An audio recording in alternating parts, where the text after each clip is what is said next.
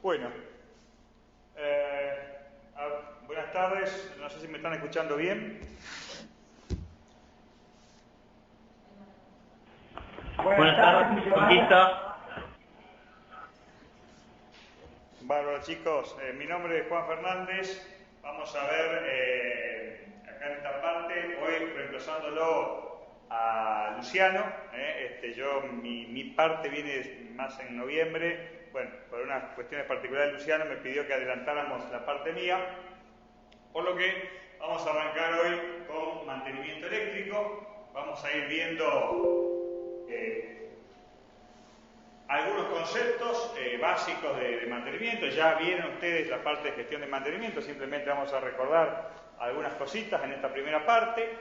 Luego vamos a ver algo básico de teoría, de la parte de que es la corriente eléctrica, tensión, resistencia. Vamos a hacer algunos cálculos, algunas cuentitas básicas, como para poder determinar, por ejemplo, la corriente que toma algún aparato eléctrico que usamos normalmente en las áreas de mantenimiento de un establecimiento público.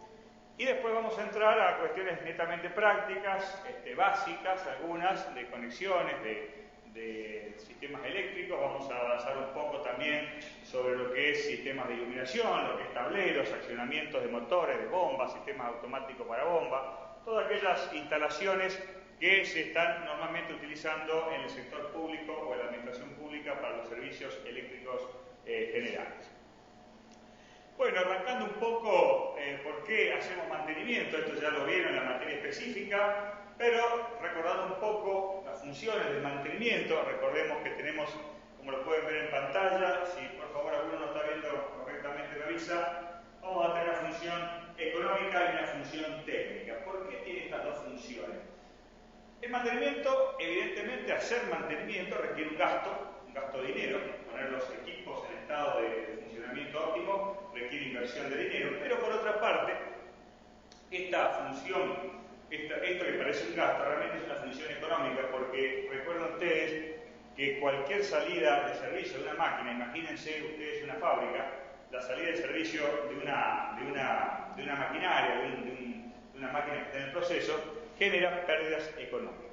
Si bien en el ámbito nuestro no generaría, entre comillas, una pérdida económica, pero si por ejemplo tengo una bomba de agua que alimenta los tanques de agua del edificio y sale de servicio, voy a tener que verme en gastos para poder suplantar esa carga de agua de los tanques a través de algún otro sistema que me va a requerir gasto. Por lo tanto, hacer mantenimiento no se tiene que ver con un gasto, sino con una función económica que me permite optimizar costos de operación. Por otro lado, tiene una función técnica. ¿Y cuál es esa función técnica?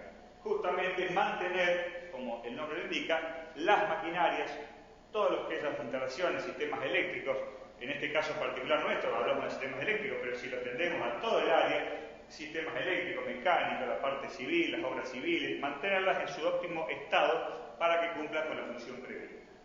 ¿Qué tipo de mantenimiento nos vamos a encontrar en general? Bueno, el típico que no debería ser, pero es el mantenimiento de la rotura.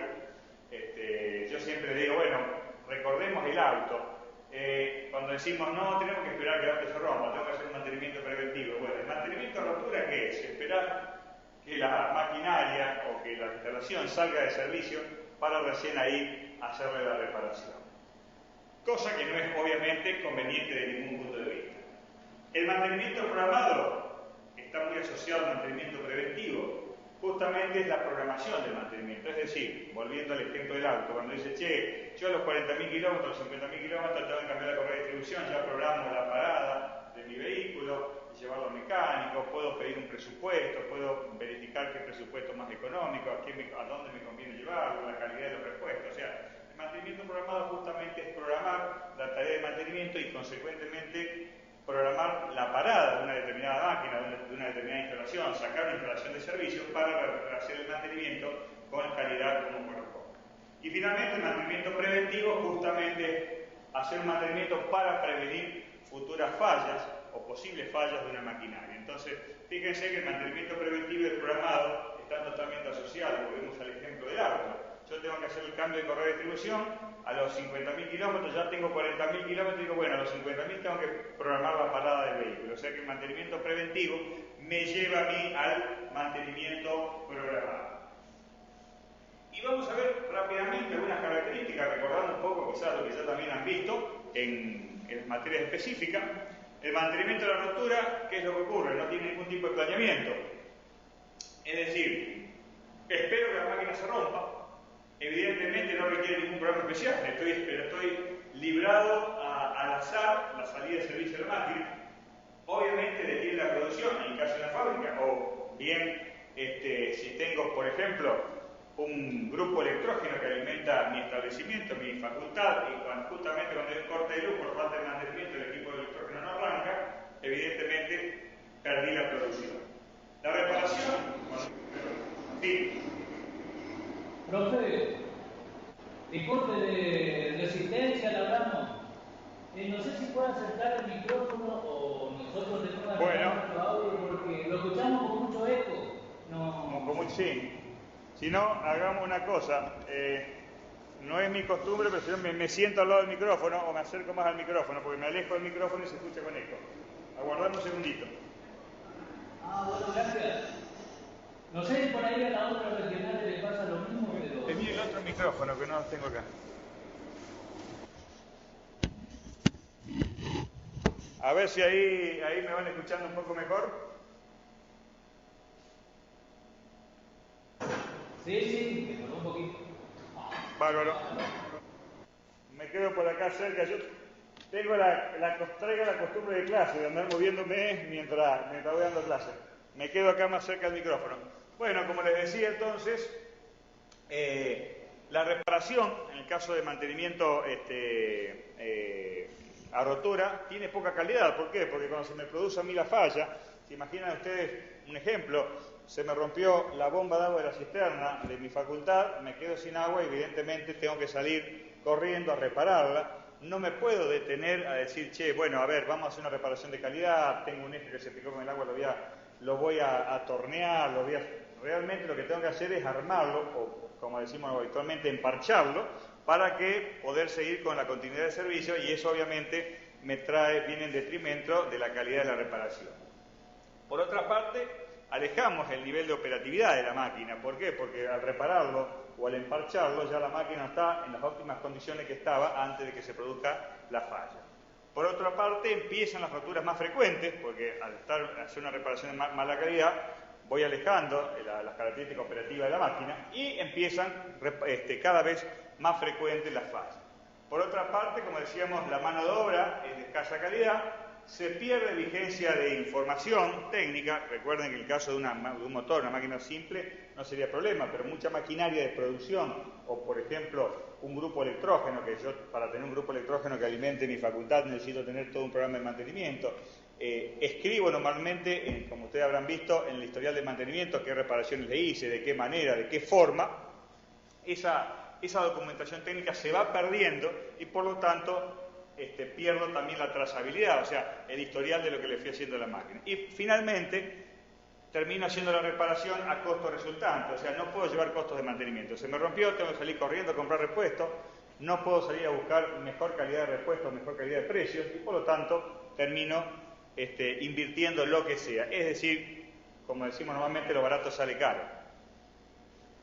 Por otra parte, el mantenimiento programado, bueno, tiene la ventaja de tener un uso racional del medio, es decir, al permitirme a mí programar, o sea, predecir cuándo voy a yo detener mi instalación o mi maquinaria, me permite a mí establecer o hacer un raconto de los medios que yo tengo, los medios técnicos, los medios económicos, para poder llevar a cabo esa reparación. Fíjense que aprovecho mejor el tiempo, porque al estar programando, yo la salida de servicio lo programaré, por ejemplo, en momentos donde tal o cual maquinaria no se está usando o tiene menor frecuencia de operación, entonces puedo programar yo esa parada. Puedo llevar el costo de mantenimiento, o sea, cada mantenimiento previamente yo ya sé lo que le voy a hacer, sé lo que tengo que revisar, puedo pedir presupuesto, puedo pedir precio de mano de obra, puedo pedir precio de materiales, de repuestos. Por lo tanto, además me permite mantener entonces ese listado de proveedores, puedo llevar el costo, además, fíjense que mantener al día la información, es decir, cada intervención sobre la máquina yo puedo ir haciendo su historial, porque todo esto es programado, y finalmente, como les decía hoy, puedo trabajar sobre la base de presupuestos concretos. O sea, realmente el mantenimiento programado tiene muchísimas ventajas, como pueden ver, y como les decía hoy, está totalmente vinculado con el mantenimiento preventivo. Fíjense, en el mantenimiento preventivo, obviamente, tiene algunas cuestiones que por ahí es difícil convencer a algún superior. A nosotros mismos nos pasa en el auto, ¿no? Fíjense, cuando uno dice, che, como decía hoy, le vamos a cambiar la correa de distribución, pero resulta que sale 10.000 pesos. Y bueno, lo dejo para el mes que viene, el otro mes, antes. O sea, uno empieza por ahí, por alguna cuestión económica, a retasear la inversión, y realmente en el caso de un vehículo, si me corta una correa de distribución, en vez de gastar 10.000 pesos, voy a terminar gastando 60.000. Entonces ahí me doy cuenta que me salió más caro. O sea, lo que aparentemente saldría algo oneroso, o sea, me saldría caro hacer la invención, me doy cuenta que si no lo hago me va a salir después más caro. Exige sí constancia y disciplina, es decir, yo tal fecha, tal día tengo que hacer tal o cual reparación, ¿sí? Por ejemplo, volvamos al caso de una bomba de agua, si bien no tiene grande mantenimiento, pero si yo escucho ruido, tengo una pérdida de agua, bueno, ya tengo que decir, bueno, cada tanto voy a revisar las instalaciones, la cañería, lo que corresponda a cada una de las maquinarias para poder reparar. Pero eso, como le decíamos, requiere la constancia y la disciplina de hacerlo en tiempo y en forma. El método es más caro, porque requiere obviamente disponer de personal para hacer el mantenimiento, requiere tener repuestos, requiere algunas cuestiones particulares que el decir es más caro es una forma de decirlo, porque a la larga siempre termina saliendo más barato. Fíjense que el mantenimiento preventivo obviamente conviene hacerlo sobre instalaciones que son específicamente críticas, es decir, aquellas instalaciones cuya salida de servicio me van a generar a mí un inconveniente importante. Volvemos al caso de una bomba de agua, de un tanque cisterna, que su salida de servicio me lleva a que me quede sin agua en todo el edificio. Un tablero eléctrico, un tablero principal, que la falta de mantenimiento me lleva a que el tablero salga de servicio, sale el servicio del tablero y me quedo sin luz, ¿sí? Y por otro lado digo, bueno, pero si me quedo sin luz tengo el grupo electrógeno, pero si el grupo electrógeno tampoco le hice mantenimiento, estoy complicado. O sea, una cosa va llevando a la otra y necesariamente todo aquello, maquinaria, aquella parte, aquella instalación que es específicamente crítica, estoy obligado a hacerle el mantenimiento preventivo. Que como decíamos hoy, el mantenimiento preventivo me lleva al mantenimiento programado, porque una vez que decidí a qué hacer mantenimiento, tengo que programar ese mantenimiento. Bien, en la parte específica nuestra, lo que es el mantenimiento eléctrico, podríamos dividirlo de muchas maneras, pero una forma tradicional de dividirlo es el mantenimiento de la instalación eléctrica, o sea, todo lo que son los electroductos, bandejas portacables, cañería, etc. O sea, todo donde va la parte eléctrica, que eso más que nada es un mantenimiento visual. Uno miré para adelante y ya vi el cable canal caído acá en mi facultad. Bueno, eso es una parte del mantenimiento de instalación eléctrica. O sea, por simple observación, yo puedo ya darme cuenta a dónde tengo que apuntar el mantenimiento. Por otra parte, podemos clasificar el mantenimiento del equipo eléctrico, que sería todo lo que sean motores, bombas, toda aquella maquinaria eléctrica que me hace al servicio de suministro de las distintas instalaciones de mi edificio. El mantenimiento de dispositivos de protección y maniobra, ahí lo vamos a ver cuando lleguemos a su momento, el mantenimiento de los contactores de arranque de motores, llaves termomagnéticas, todo lo que hace al tablero de comando y control de algún motor o de alguna parte de la instalación. Y finalmente lo que es la remodelación y repotenciación de instalaciones, es decir, cuando yo agrando una parte del cual tengo que hacer la instalación eléctrica, que eso ya no sería mantenimiento, sería más que nada proyecto, pero en muchos casos se tiene que encargar la gente de mantenimiento en llevar adelante esa parte. La idea nuestra acá es tener ideas generales de la parte eléctrica básica para hacer algún tipo de mantenimiento. Bueno, acá ya les pido disculpas porque tengo que nivelar, porque acá algunas cosas para muchos va a ser una estupidez, porque dice, bueno, esto lo hago, yo soy electricista, lo hago normalmente todos los días, pero otras personas que no habrán visto quizás un interruptor en su vida, un circuito eléctrico, entonces tengo que tratar de nivelar más o menos para todos iguales. Vamos a ver algunos conceptos básicos de electricidad, teóricos, o sea, qué es la corriente eléctrica, qué es el voltaje, corriente continua, corriente alterna, y algunos cálculos simples para por lo menos determinar, por ejemplo, qué corriente me va a demandar un determinado aparato eléctrico para poder yo, a partir de ahí, comprar el conductor, comprar el cable, o bien, por lo menos, también entenderme con mi electricista. Porque acá también uno puede decir, che, yo no hago mantenimiento, pero ¿qué pasa? Estoy vinculado permanentemente con gente que hace mantenimiento eléctrico y tendría que tener los conocimientos mínimos como para poderme entender con él y tratar de hablar el mismo idioma. Bueno, dibujamos acá un circuito eléctrico básico, algo bien elemental. Fíjense que está constituido por un interruptor, un aparatito que conecta y desconecta, la llavecita que tenemos nosotros en nuestra habitación. Una carga, en este caso le llamamos receptor o carga, que es una lamparita, ¿sí? Y una fuente. En este caso dibujamos muy elementalmente una fuente como una pila, pero vamos a ver después que nuestra fuente ya va a ser los 220 voltios que tengo en el enchufe, los 380 voltios de una instalación trifásica, como vamos a ver a medida que avance. Eso sería un circuito eléctrico básico, así es, está compuesto por una carga, ¿sí? Que sería el elemento que consume energía eléctrica, por una fuente, que sería el elemento que suministra la energía eléctrica, mi toma corriente, mi línea eléctrica que tomo desde la calle, y un aparato que es un dispositivo de maniobra. ¿Qué quiere decir un dispositivo de maniobra? Que me permite energizar o desenergizar la instalación eléctrica.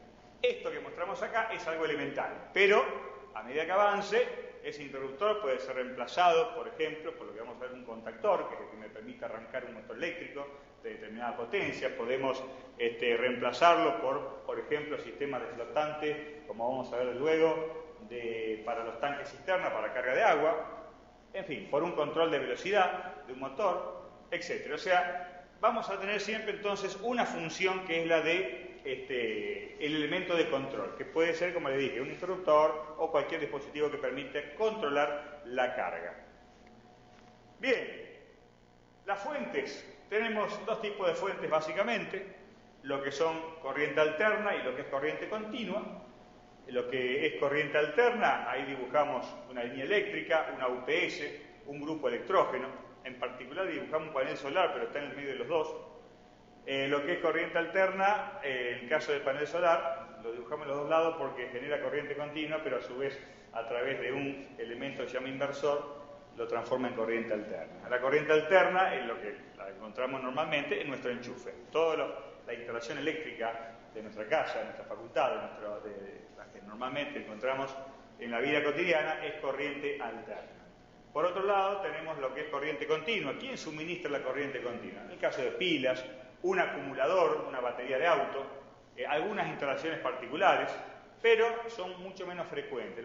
Las fuentes normales que nos vamos a encontrar, en general, son de corriente alterna. Y la carga puede ser cualquiera, dibujamos una bomba, una lamparita, un televisor, cualquier elemento que esté consumiendo energía eléctrica. Pues hablamos, cuando decimos, bueno, ¿qué corriente toma la carga? Estamos hablando de qué corriente está circulando por esa carga que yo tengo conectado a la red eléctrica.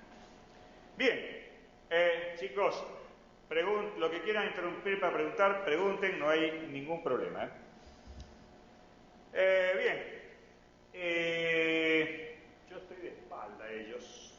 Esperate que me voy a cambiar de micrófono para no estar de espaldas a todos ustedes. Lo vamos a poner acá. Ahí está, ojalá que desaparezco de cámara para que me van a ofrecer el mate. Fundamental a esta hora. Bien, chicos, vamos a ver algunos conceptos básicos de electricidad. Hoy vamos a tratar de ver estos conceptos básicos para ya en próxima clase ver los circuitos eléctricos básicos. Yo esto lo subí al campus. No sé si ustedes lo vieron, si me dicen las chicas que acá que hice bien la tarea, no, porque a veces lo subo al campus y termino, o algo me olvido y no lo puedo después visualizar. Bueno,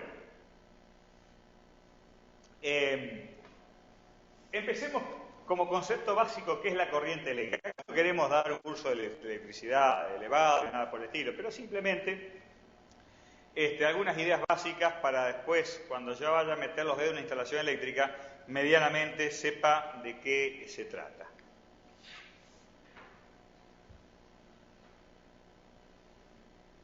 Fíjense, ¿a qué llamamos la corriente? ¿Qué es la corriente eléctrica? La corriente eléctrica, básicamente, como lo estamos tratando de dibujar en el PowerPoint, es el movimiento de cargas eléctricas, es el movimiento de electrones a través de un material o de un medio conductor. Nosotros, en este caso, como medio conductor, y de hecho muy bueno, es el cobre con el que están constituidos los conductores eléctricos. También, como conductor eléctrico muy bueno, disponemos del aluminio, pero el aluminio más que nada se utiliza en cables utilizados para las redes de distribución de la calle, las que están afuera, no las que están dentro de nuestras casas, nuestros edificios comerciales, públicos o nuestra industria. En la industria vamos a utilizar normalmente cables con conductores de cobre. Y bueno, como les decíamos hoy, recién, el movimiento de esos electrones, de esas cargas eléctricas a través del conductor, es lo que denominamos corriente eléctrica. Vale decir que ese es un flujo de cargas a través del conductor. Ahora bien, cada una de esas cargas que circula por un conductor, al pasar por una carga, por un elemento de consumo, por ejemplo, por una lamparita eléctrica, genera un efecto. El efecto inmediato que vemos cuando pasa por una lamparita eléctrica es que se enciende. El efecto inmediato que vemos cuando pasa a través de un motor es que ese motor se pone en movimiento. Ahora bien, mientras más cantidad de esas cargas circulen por segundo, ¿sí?, por unidad de tiempo, mayor va a ser su efecto. Quiere decir esto que una lamparita va a encender más fuerte, que un motor va a tener más potencia, tener más fuerza en su giro. Y podríamos decir, básicamente entonces, que la cantidad de cargas que circulan por segundo me da, en cierta manera, con qué intensidad se está manifestando esa corriente eléctrica. Y justamente, la intensidad de corriente es la primera definición que vamos a dar, entonces, que es el flujo de cargas, de cargas eléctricas a través de un conductor, y se mide en una unidad que se llama ampere, ¿sí? Cuando uno por ahí ve alguna placa de características, alguna chapa de características de algún aparato, de una plancha, de un televisor, de un lavarropa, va a encontrar que dice intensidad o la letra I, 2 puntos, por ejemplo, 3,6 A. Eso me está indicando que la corriente que toma ese aparato eléctrico es de 3,6 amperes. Vale decir entonces que mientras más corriente circula, mientras más intensidad de corriente circula, uno dice normalmente corriente, el nombre correcto sería intensidad de corriente, pero lo que estamos en el gremio eléctrico decimos directamente la corriente, o mientras más cantidad de amperes circula por un circuito, mayor será su efecto. Evidentemente, otro efecto importante de la corriente eléctrica es el calentamiento. O sea, más allá que yo utilizo un cable para alimentar, por ejemplo, un aire acondicionado, ese aire acondicionado va a tomar una determinada cantidad de corriente, por ejemplo, 10 amperes. Muy bien. Ahora bien, el cable con que yo alimente ese aire acondicionado, al pasar la corriente por ese cable se va a tomar temperatura. Y por lo tanto, si ese cable no tiene el grosor, o sea, la sección, el diámetro adecuado, ese cable va a tomar una temperatura en exceso que, en el peor de los casos, me puede terminar trayendo un accidente eléctrico, como ser que se degrade su aislación o, en el peor de los casos, prenderse fuego. Estamos hablando ya de un caso extremo. Por lo tanto, para cada intensidad de corriente, para cada consumo de corriente de un aparato eléctrico, va a requerir una determinada tamaño o sección o diámetro de este cable. Fíjense, para que tengan una idea, simplemente a título informativo, cuando por un circuito eléctrico circula una intensidad de corriente de un ampere es más o menos lo que tomaría de corriente un reflector. No hablemos de LED, permítanme irnos algunos años para atrás, los viejos reflectores comunes, incandescentes, los que todavía vienen, ¿no? Pero bueno, la tecnología LED los va dejando de lado. Cualquier reflector de 200 watts está pasando aproximadamente una corriente de un ampere. Y cuando pasa un ampere, créanme, y si no cuéntenlo, circulan 6.280.000 billones de electrones por segundo. Esa es la cantidad de cargas eléctricas que circulan, esa fabulosa cantidad de cargas eléctricas circulan por segundo en un circuito que está tomando 1 ampere, un reflectorcito de 200 watts, por ejemplo.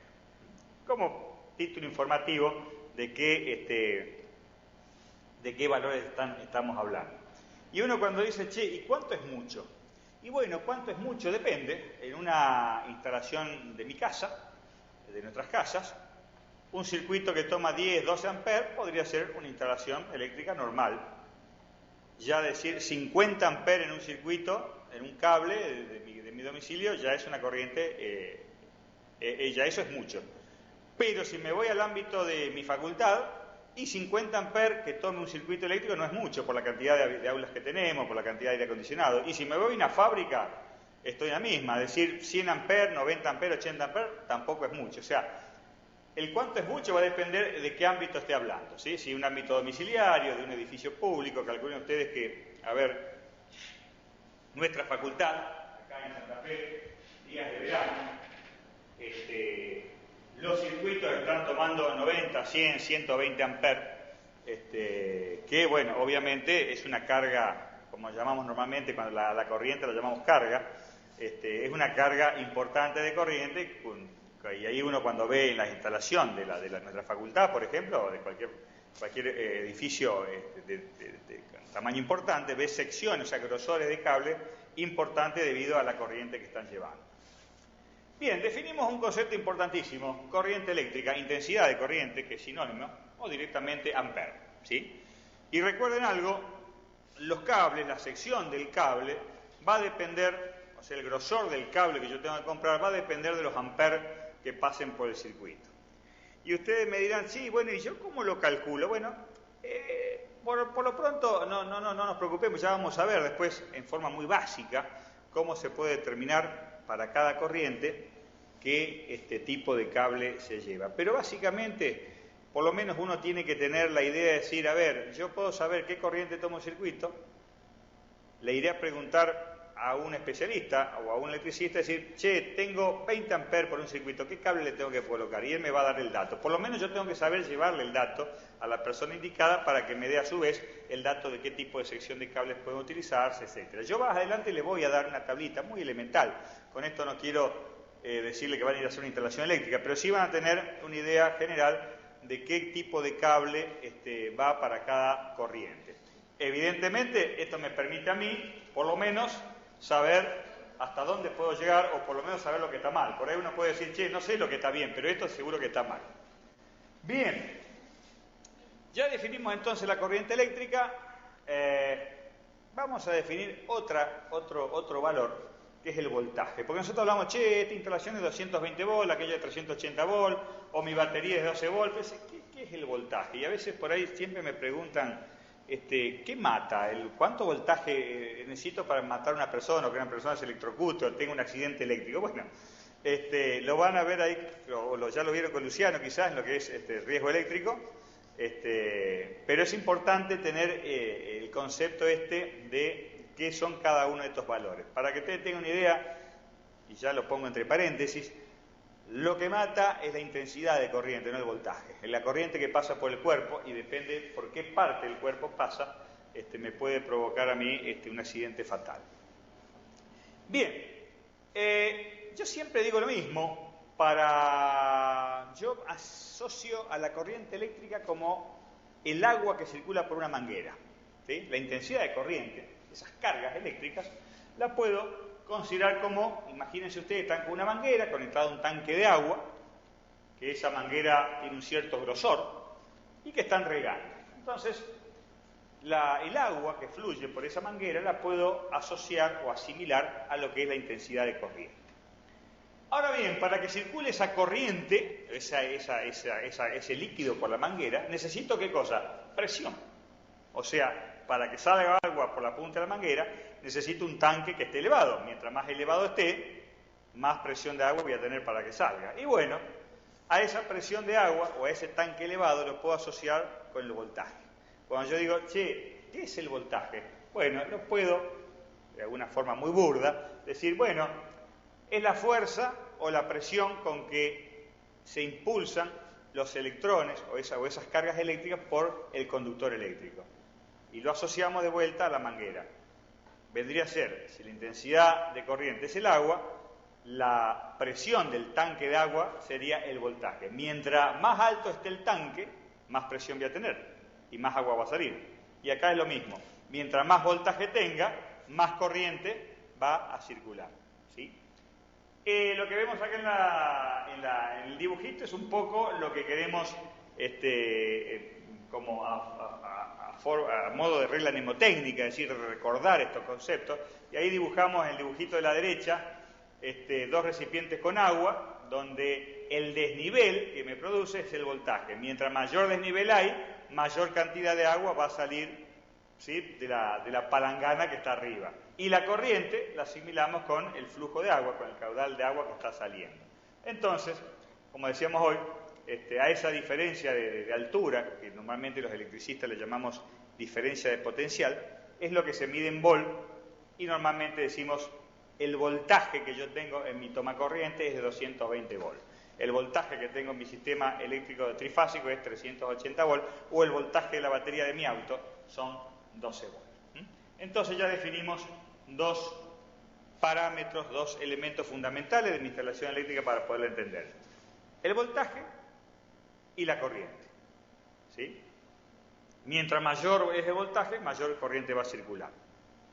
Todos los aparatos eléctricos, ¿sí?, necesitan ser enchufados a la red eléctrica. Lo enchufo a un enchufecito que tengo en mi casa, voy a tener un voltaje de 220 volts y depende tipo de aparato que sea, va a pasar más o menos corriente según qué tipo de aparato sea. Un aire acondicionado obviamente va a tomar una corriente mucho mayor que el caso de, no sé, de un velador, y un microondas va a tomar una corriente mucho mayor que el caso de, por ejemplo, un aire acondicionado. Después le voy a indicar una tablita, ya cuando vayamos avanzando, las corrientes y las potencias y las energías que consumen cada uno de los elementos que tengo en mi casa. La idea de esto es avanzar hasta el concepto de potencia. Hoy no los quiero espantar, hoy sí vamos a tener varias cuestiones de cálculo, que sería la parte un poco más complicada, pero yo quiero que ustedes lleguen a poder, con estos calculitos y unas simples cuentas, decir, bueno, yo puedo predecir cuál va a ser el consumo tanto de energía en kilowatt hora como en dinero que puedo tener yo en una instalación cualquiera. La puedo llegar a predecir. Y si se toman el trabajito, también pueden llegar en su casa a saber cuál va a ser el consumo y cuánto van a tener que pagar de energía cada bimestre. Aunque cada vez la energía nos cuesta más caro, pero bueno,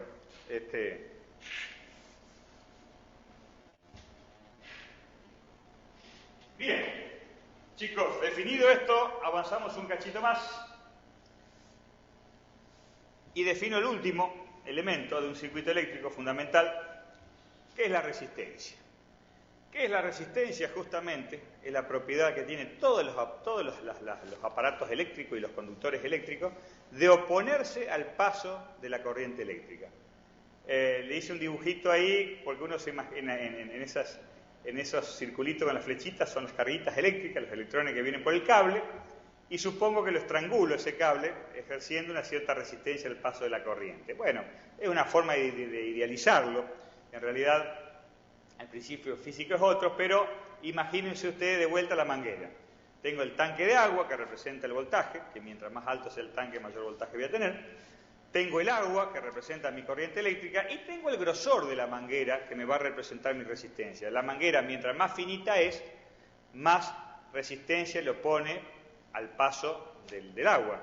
Si yo quiero que pase más agua, tengo que aumentar el diámetro de esa manguera. Eso es lo que uno usa como regla mnemotécnica, o sea, para acordarse de los conceptos. Todos los aparatos eléctricos, un calefactor, una resistencia, una estufa, un televisor, una lamparita, un conductor eléctrico, todos en mayor o menor medida ofrecen oposición al paso de la corriente. Fíjense que a su vez hay una cuestión particular. ¿Por qué se calienta un cable cuando pasa corriente? Justamente por esa oposición que producen al paso de la corriente. Imagínense ustedes, y esto es imaginario, que cada carga fricciona, ¿sí?, contra los cables. ¿Y qué genera esa fricción? Calor. Muy bien, cuando el conductor que transporta cable no tiene el diámetro, o sea, la sección, los milímetros cuadrados de sección adecuado, que produce exceso de calor, como vemos en el dibujito de abajo a la derecha. Eso es un elemento eléctrico del cual la resistencia propia hizo que levante temperatura y se terminó derritiendo. Esto es el mejor de los casos, el peor de los casos se prende fuego. Se lo tiro como dato, no es esencial, pero para que vayan sabiéndolo, a esa oposición al paso de la corriente se lo denomina resistencia eléctrica y se mide en una unidad que se llama ohm, ¿sí? Así como la longitud se mide en metros, la resistencia se mide en una unidad llamada ohm. Muy bien, acá un poquito lo que hablábamos recién. Dibujamos el tanque de agua, ¿sí? El señor que está regando, cuya salida de agua representa la intensidad de corriente, y la manguera finita del lado de la izquierda.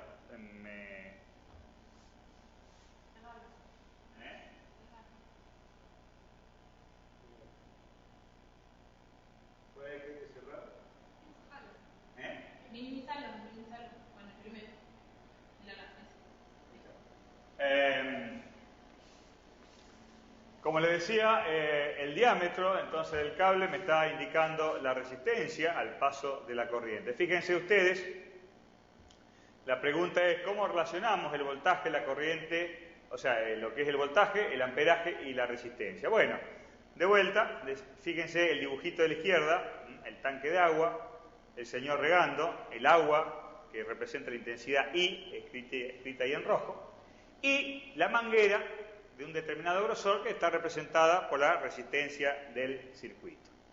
Fíjense que el dibujito de la derecha mantuve el mismo tanque de agua, o sea, con la misma altura de agua, pero puse unas mangueras mucho más gruesas, ¿sí? Y por lo tanto la intensidad de corriente es mucho mayor, ¿sí? ¿Por qué? Porque la manguera tiene menos resistencia. Ahí lo vemos al señor tirándose para atrás, lo tiró para atrás la fuerza del agua, por la intensidad que es elevada.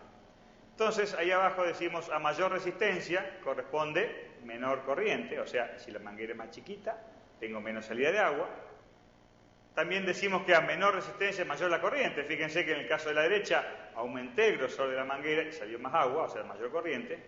Y además, fíjense algo, si yo aumentaría la altura del tanque de agua, o sea, aumento el voltaje, ¿qué va a pasar? Mayor también va a ser la corriente. Y arriba, a la derecha, ponemos una formulita, que es una división, un cociente, fórmula famosa entre los electricistas que se llama ley de Ohm, que dice que si yo quiero calcular cuántos amperes pasan por un circuito, tengo que dividir el voltaje en la calculadora, dividido su resistencia. En general, esto es como para que uno tenga una idea, ya vamos a ver que vamos a hacer algunas operaciones, algunas cuentitas, pero con datos más sencillos. Bien, hasta ahora, vuelvo un poquito para atrás, definimos entonces los conceptos básicos de voltaje, amperaje y resistencia. Lo fundamental para nosotros es el voltaje y el amperaje. Quien haya andado en la rama eléctrica, el amperaje lo han medido por ahí con una pinza amperométrica y el voltaje lo han medido con el tester, con los multímetros, que los electricistas siempre andan ahí midiendo, después lo vamos a ver en los circuitos eléctricos. Bueno, hasta ahora está todo bárbaro, pero ¿qué es la energía eléctrica? Bien, ponerse a pensar en energía eléctrica, en cálculos matemáticos, es muy complicado, entonces lo vamos a imaginar de la siguiente manera. Porque acá hay dos cuestiones que tenemos que separar y entender. ¿Qué es la potencia eléctrica y qué es la energía eléctrica? Porque por ahí a uno le dicen, che, pero este aire acondicionado tiene una potencia bárbara. Sí, pero eso no quiere decir que consuma mucha energía. Porque entre la potencia y la energía están relacionadas por el tiempo. Es decir, yo puedo tener un aparato que tenga gran potencia, pero está conectado muy poco, ¿sí? Entonces consume una energía muy pequeña. Ya vamos a ver los ejemplos. Fíjense, se me viene a la memoria el horno a microondas, que es un aparato que tiene una potencia muy grande, pero está conectado por un tiempo muy pequeño. Entonces, si bien la potencia es muy grande, al estar muy poco tiempo conectado mientras está calentando, realmente el consumo de energía de un horno a microondas es pequeño. Fíjense, ¿cómo vamos a imaginar una energía eléctrica? Yo acá dibujé, o mejor dicho, tomé la imagen, me miran acá como diciendo robada de internet, como corresponde. Tomamos un tanque de agua, supónganse, ahí vemos el tanquecito de agua, una bomba que está chupando agua de ese tanque, lo subo, ¿sí? Todo esto es imaginario, ¿no? La llevo a un recipiente arriba de agua. ¿Qué tengo? Al tener una diferencia de altura, ¿qué tengo? Un voltaje. El agua va a ser la corriente y cuando esa agua cae por el conducto, ¿qué hace? Mueve una turbina. O sea, ¿qué transformé yo?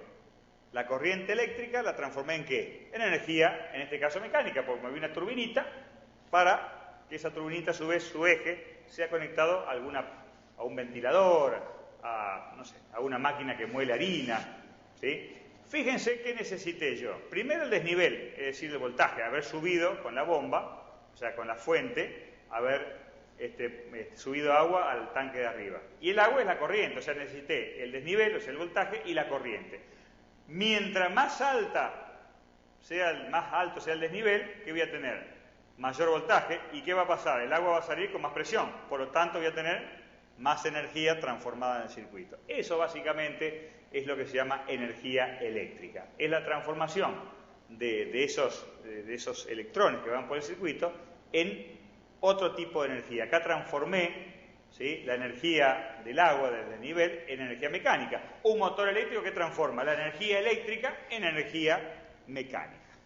Ese es un poco el concepto. Ya después vamos a ver cómo calcular, porque a mí cuando me llega la factura de luz, ¿qué me está cobrando la empresa que me suministra energía eléctrica?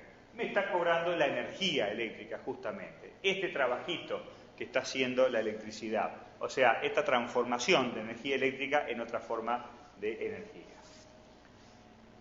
¿Y qué es la potencia? ¿Qué diferencia hay? Bueno, miren, encontré un dibujito como para poder tener una idea de qué es la potencia eléctrica y vamos a ver cómo después la relacionamos. Ahí en el dibujito de la izquierda nos imaginamos una turbina, ¿sí?, en una caída de agua. Imagínense, ahí en verde marcamos con U el desnivel del salto de agua que cae por una montaña, pongámosle, y la cantidad de agua, como dijimos hoy, para mí va a ser la corriente. Y el señor que está afilando su hacha, ¿sí?, en una piedra esmeril, tiene conectado a través de una correa su piedra a la turbina. Fíjense que aquí se está transformando la energía del agua, del desnivel, o sea, en este caso imaginario, pero sería la energía eléctrica, se está transformando en energía mecánica. Fíjense que va a depender la fuerza con que este señor puede presionar su hacha sobre la rueda, ¿sí? Va a depender de qué cosa, de la potencia.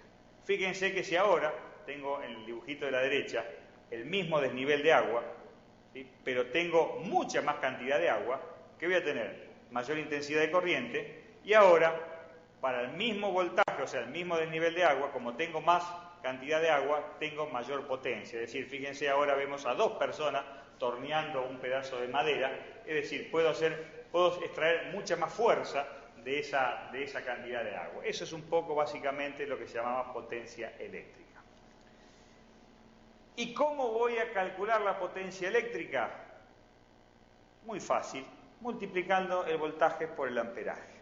¿Qué es esto? Si tengo un aparato eléctrico que me dice, por ejemplo, 220, ¿vieron cuando uno da vuelta, mira en su placa de características, dice 220 volt, por ejemplo, y, qué sé yo, 1,5 amperes? Bueno, digo, che, ¿de qué potencia es este aparato?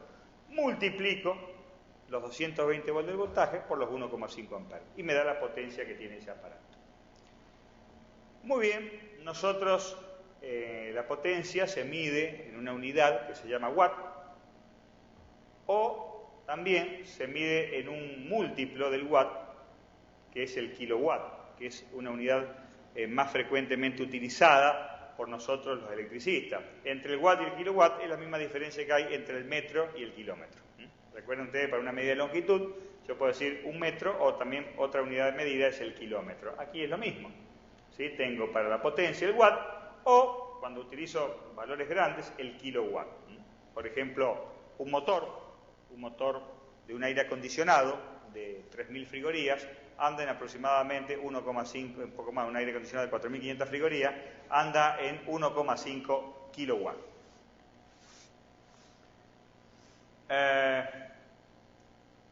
Volviendo a la energía, ¿cómo calculo la energía consumida? Y acá viene la diferencia. Fíjense que la energía consumida, ¿y en qué viene la unidad de energía consumida? Kilowatt hora. Observen ustedes la factura de luz. Si ustedes miran la factura de luz de su casa, van a ver que le dice, por ejemplo, uno, porque realmente lo que primero que mide es el importe, y después no le importa mucho de cuánto venía después, qué otros datos dice. Claro, qué es lo que le cuesta a uno al bolsillo, pero uno lo que realmente, porque a veces uno dice, che, estoy consumiendo mucho más luz que el mes pasado. No, lo que pasa es que el costo de la luz aumentó, vos estás consumiendo exactamente lo mismo, o sea, los kilowatt hora, ¿sí?, son los mismos. Y bueno, justamente, señores, la energía consumida sale de multiplicar la potencia por el tiempo. Por eso yo le decía, no importa qué tanta potencia tenga un aparato, sino lo que importa es cuánto tiempo lo estoy utilizando para sacar cuál es el consumo eléctrico. Le repito el caso, vamos a dos casos extremos. Tengo un horno de microondas que tiene una potencia más o menos 3,5 kilowatts, o sea 3.500 watts, y tengo una lamparita, volvamos al viejo época, la lamparita incandescente de 40 watts, y uno dice, che, ¿cuál tiene más potencia? El horno de microondas, evidentemente, porque uno tiene 3.500 watts, otro tiene 40. ¿Y cuál consume más? No sé, depende cuánto tiempo lo tenga aplicado, prendido, porque si igual el horno de microondas lo enchufaste 1 hora en todo el mes, ¿sí?, y a la lamparita de 40 watts la tuviste prendida todo el mes, va a haber consumido más energía eléctrica la lamparita, a pesar de tener menos potencia, porque tuvo más tiempo conectada que el horno de microondas, que tenía mucha potencia, pero estuvo conectado durante 1 hora. ¿Se entiende? O sea, lo que uno tiene que sacar esa relación de potencia y de tiempo. Fíjense después, sin llorar, en la factura de energía, fíjense los kilowatts que tienen consumidos, ¿sí? Y una forma de uno saber cómo es la evolución de su consumo, mirar las distintas facturas de energía, y van a ver cómo corresponden, como siempre. Tengo una energía consumida elevada en la época de verano, por la mayor utilización de equipos de aire acondicionado, de ventiladores, etcétera, que en el invierno. Vamos a algunas cuentitas fáciles, después vamos a seguir haciendo algunas definiciones. Y vamos a suponer, esto también es un ejemplo por ahí, esta parte del PowerPoint, fíjense cómo avanza la tecnología. Fue hecho en el 2000, la tecnicatura habíamos arrancado en el 2015, creo, 2012, 2014, por ahí. La primer corte. Esto fue para la primer corte. Cuando la lamparita LED tomó auge en los últimos 3 años. Hace 3 años atrás, una lamparita LED tenía un costo que era bastante prohibitivo. Y venían, no sé si ustedes por ahí alguno tiene presente, los mecánicos utilizaban mucho, venían las lámparas portátiles, que se le colocaba a 12 volt de la batería del auto, y eran lamparitas incandescentes, igual que las lamparitas de 40 watts, de que usábamos en casa, pero funcionaban a 12 volt. Usaban las lámparas portátiles muchos los mecánicos, y también acá en nuestra facultad, me acuerdo, nuestro sistema de luz de iluminación de emergencia estaba hecha con lamparitas de 12 volt y de 40 watts. Entonces, tomando ese ejemplo, tenemos una batería de auto de 12 volt que alimenta 15 lámparas de 12 volt y 40 watts. Es decir, este es el caso típico de un viejo sistema de iluminación de emergencia. O sea, tengo 15 lamparitas conectadas, cada lamparita es de 12 volt y 40 watts de potencia. La pregunta es, ¿cuál es la potencia total del circuito? Muy bien, ¿cuál es la solución? Multiplico las 15 lámparas por los 40 watts que tiene cada lámpara y me da 600 watts. Esa es la potencia que yo tengo en mi circuito de iluminación. Ahora bien, podría preguntar, bueno, pero yo necesito saber ahora como quiero ir a comprar el cable, necesito saber cuál es la corriente que toma, cuántos amperes toma ese circuito. Bueno, es muy fácil. Y acá le presento la fórmula. Para poder calcular el amperaje, divido la potencia sobre el voltaje. Es decir, los 600 watts sobre los 12 volts y me da 50 amperes. ¿Sí? Esa es la corriente que va a tomar. En función de esos amperes, consultaré, después vamos a ver más adelante, hay unas tablas que me permiten sacar a mí qué grosor de cable voy a necesitar para mi instalación eléctrica. Bueno, hasta aquí vimos un poco entonces los conceptos básicos que tenemos que tener en cuenta en cualquier instalación eléctrica, que es voltaje, corriente, potencia y energía. Y aquí quiero detenerme un poquitito porque hay algunas cuestiones un poco más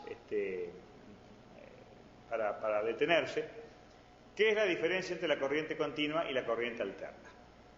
Nosotros, en particular, en todas las instalaciones eléctricas de nuestra casa, de nuestra facultad, de las fábricas, utilizamos corriente alterna, como vimos hoy en las primeras imágenes, donde la corriente alterna era suministrada por grupos electrógenos, por nuestra instalación eléctrica que viene desde la calle, pero también teníamos fuentes de corriente continua, en la que era suministrada por ejemplo, por las baterías, las pilas, las baterías de auto, y cada una de ellas tiene una diferencia muy particular. Fíjense ustedes que una batería de auto o una pilita, ¿sí? Si ustedes recuerdan, una pilita o una batería de 9 volts, está indicado el polo positivo y el polo negativo, ¿sí? Estos dos polos son constantes y si yo conecto cualquier elemento a esa batería, la corriente va a circular desde el polo positivo hacia el negativo. Sin embargo, en corriente alterna, la polaridad no se mantiene constante. Por eso no vamos a ver en el enchufe, no vamos a ver marcado un positivo y un negativo. Simplemente porque el polo positivo y el polo negativo se van intercambiando, ¿sí? En forma periódica. O sea, no mantienen la polaridad constante. Y esto me lleva a que, como vemos en el dibujito de abajo a la izquierda, que la corriente en un momento va en un sentido, por ejemplo, la línea de trazo de color violeta que vemos que está girando en el sentido horario, y en otro periodo lo hace en sentido contrario. O sea que la corriente cambia periódicamente de sentido, lo mismo que el polo positivo y el polo negativo. Por eso se llama alterna, porque va alternando entre su polaridad. Y encima, para complicar un poco más las cosas, en corriente alterna el voltaje no es constante, sino que va variando también en forma periódica. Y sin embargo uno dice, no, ¿cómo en forma periódica? Si yo digo que el enchufe hay 220 volts, no, está bien, pero eso, 220 volts, es lo que se llama el valor eficaz de la corriente. Ese valor eficaz es un valor que se le da a la corriente alterna o al voltaje de corriente alterna para compararlo con uno de corriente continua. Es simplemente una forma de definir el voltaje en corriente alterna. Vale decir, o dicho de otra forma, si yo tengo una estufita conectada a mi enchufe de 220 volts y digo, che, desenchufala y conectarla a una batería de corriente continua. ¿Cuál sería el voltaje que tendría que tener esta batería de corriente continua? También 220 volts de corriente continua para que me dé el mismo calor. Todos los instrumentos que vamos a utilizar nosotros, por ejemplo los famosos testers, que son los que usan los electricistas para ver si hay voltaje en el tomacorriente, para medir la corriente que circula, miden este valor que llamamos valor eficaz, que lo tenemos ahí anotado en la tercera viñeta, qué es lo que me está midiendo estos instrumentos. Nosotros, en nuestro país, tenemos una frecuencia de 50 Hz. ¿Qué quiere decir 50 Hz? Que en el enchufecito la polaridad cambia y el sentido de la corriente cambia 50 veces por segundo. ¿Sí? Eso significa 50 Hz. Brasil tiene 60 Hz. El hecho de tener distintas frecuencias proviene de una cuestión histórica, que arranca de la Segunda Guerra Mundial, cuando no había cobre y necesitaban ahorrar mejor dicho, no había hierro, cobre, sí, después de la Segunda Guerra, la falta de acero, porque se utilizó todo en armamento bélico, requería que las máquinas sean más chiquititas, y para que las máquinas sean más chiquititas necesitábamos mayor frecuencia. Bueno, finalmente quedó dividido el mundo en 50 y 60 Hz, como también quedó dividido en 220 volt y 110 volt. Estados Unidos usa 110 volt por una cuestión también de seguridad, que aparentemente era menos riesgoso una instalación de 110 volt, pero después los estudios que vinieron más adelante determinaron que con 110 volt o con 220 volt te electrocutaba como cualquier hijo de vecino. Entonces se definió directamente en nuestro país y como baja tensión de seguridad 24 volt. 24 volt para abajo se considera que es baja tensión, 24 volt para arriba se puede considerar que es riesgoso y tendremos que tener precauciones especiales. Bien, hasta acá definimos entonces lo que es voltaje, corriente. Disculpen todos los conceptos que les tiro así en una primera clase, lo bombardeo de conceptos, pero esta es esta sola clase, no se asusten que solamente esta clase. Simplemente esto, les repito, lo hago para que ustedes, si son electricistas ya lo están manejando, pero en el caso de tener que interactuar como personal de mantenimiento con un electricista, sepan medianamente de qué estamos hablando cuando hablamos de corriente, de potencia o de energía eléctrica. Y vamos a definir ahora, como para tener una idea general, lo que es potencia en corriente alterna. ¿Qué es lo que ocurre? Si yo conecto un motor eléctrico, como vemos en el dibujito, la energía o la potencia que toma este motor, la voy a dividir en dos. Por un lado, o mejor dicho, en tres. Por un lado, voy a llamar potencia aparente, esa flecha grande, que es la potencia que, entre comillas, aparentemente toma el motor, absorbe el motor, y del cual una parte se va a llamar potencia activa, que es la que el motor se transforma en otra forma de potencia o otra forma de energía. En este caso el motor la transforma en ¿qué? En potencia o energía mecánica, la mayor parte. Pero también se transforma en ¿qué cosa? En calor, porque si yo después que el motor marchó un ratito lo toco, veo que está caliente. Y evidentemente ese calor que generó el motor también lo absorbió de la red eléctrica, y para mí el calor, para el caso de un motor, es una pérdida. Si yo tuviese una estufa eléctrica, para mí el calor no sería una pérdida, sería la potencia útil que estás tomando. Para mí el motor, la potencia útil, la potencia que larga por el eje, y el calor para mí son pérdidas. Esa potencia es la potencia que se va a llamar activa. Fíjense, vamos a definir cada una de ellas a título solamente informativo para que sepamos de qué estamos hablando. Decíamos que la potencia aparente, la flecha grande, color rosado, es la potencia que absorbe la carga, o sea, en este caso del ejemplo es un motor. Pero no toda esa potencia que absorbe ese motor se transforma en potencia útil. Hay una parte de esa potencia que la necesito para generar internamente el motor, para que pueda hacer posible su funcionamiento, necesita un campo magnético.